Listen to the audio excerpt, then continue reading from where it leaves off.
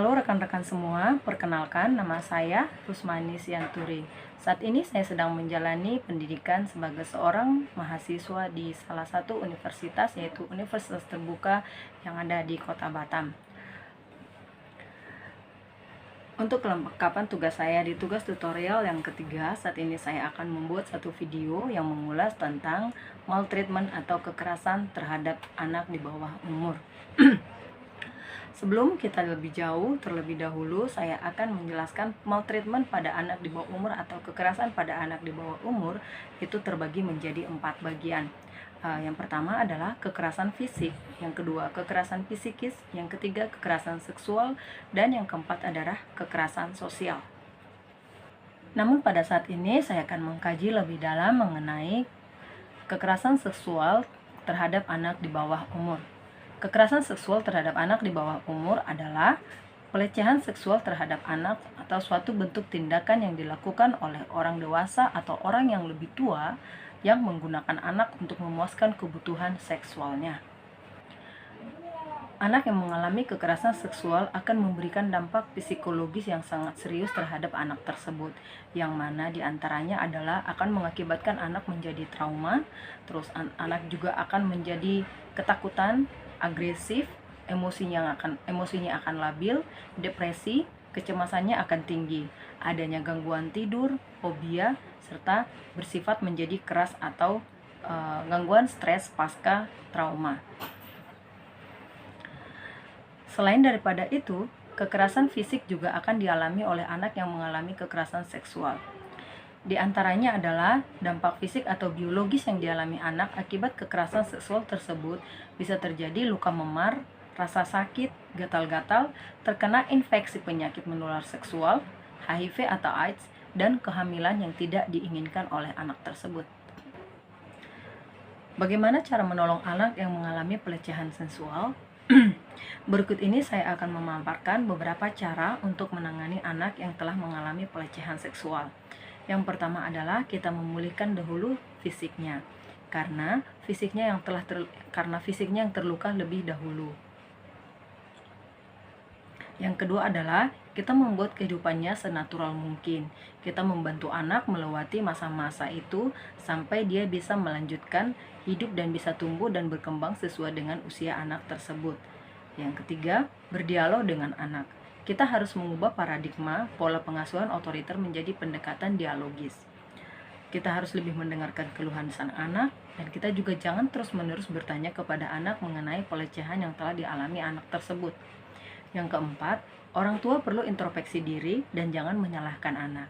Karena pada dasarnya, anak berada di bawah perlindungan orang tuanya.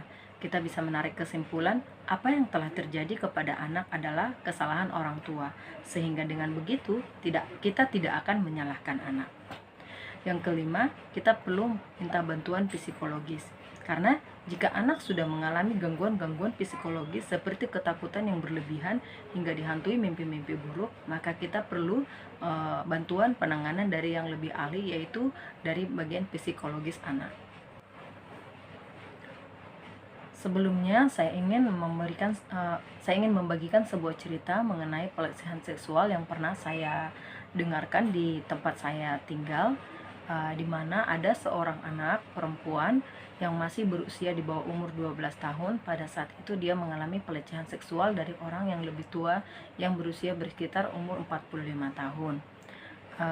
Pada awalnya anak itu dia tidak berani memberitahukan kepada keluarganya apa yang dialami, karena sang korban diancam oleh pelaku jika dia melaporkannya maka dia akan melukai anak tersebut, sehingga anak itu menyimpannya dan tidak berani menceritakannya. Sampai suatu waktu ketika pelaku sedang melakukan pelecehan seksual terhadap anak, salah seorang keluarga mendapati dan langsung melaporkannya kepada orang tua si anak.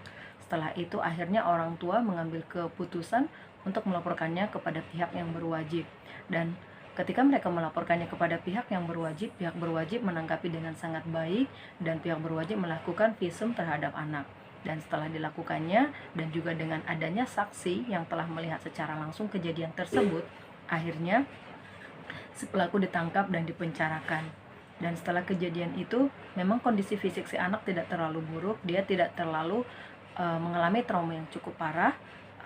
Anak tersebut dapat menjalani hari-harinya seperti biasa, walaupun dalam beberapa waktu dia sempat merasa mengurung diri, sempat merasa depresi. Namun seiring berjalannya waktu dan juga bantuan-bantuan dari keluarga dan orang-orang yang terdekat yang sayang terhadap anak tersebut, si anak dapat melewati masa-masa yang berat yang dialaminya. Sehingga saat ini anak tersebut sudah bertumbuh dan berkembang dan sudah dapat melupakan hal yang terjadi beberapa waktu yang lalu. Di sini juga saya akan membagikan bagaimana cara mencegah agar tidak terjadinya kekerasan seksual terhadap anak di bawah umur.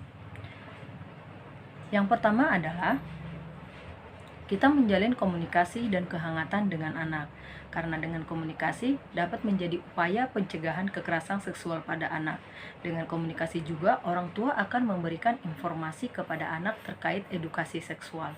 Sebaliknya, komunikasi juga dapat memberikan gambaran kepada orang tua mengenai dengan siapa anaknya berinteraksi dan apa saja yang dialami olehnya. Yang kedua, kita memberikan edukasi seks kepada anak. Meskipun edukasi seks masih dianggap tabu oleh sebagian besar masyarakat, hal ini dapat menjadi langkah utama dalam mencegah kekerasan seksual pada anak. Edukasi seks ini dapat memberikan pengertian bagi anak bahwa tubuhnya merupakan ranah privat yang tidak bisa disentuh oleh orang lain tanpa persetujuannya, dan mereka berhak merasa tidak nyaman apabila ada orang lain yang menyentuh tubuhnya. Yang ketiga, kita melakukan deteksi dini terhadap anak. Anak-anak yang mengalami kekerasan seksual tidak selalu memiliki tanda yang jelas. Beberapa anak mungkin akan berusaha menutupi apa yang dialaminya dengan tidak menceritakan kekerasan tersebut kepada orang tua. Namun, orang tua perlu mewaspadai hal-hal yang mencurigakan tampak pada anak dan terlihat terus-menerus dalam jangka waktu yang panjang. Yang keempat, mengajarkan anak untuk membuat batasan. Batasan adalah boundaries perlu dibicarakan dengan anak. Dalam konteks ini, anak perlu diajarkan untuk mengatakan tidak atau menolak secara tegas apabila ada orang lain yang menyentuh bagian tubuhnya. Sampai di sini dulu pengulasan saya mengenai kekerasan seksual terhadap anak di bawah umur. Semoga beberapa tips dan cara yang saya berikan kepada teman-teman semua dapat bermanfaat.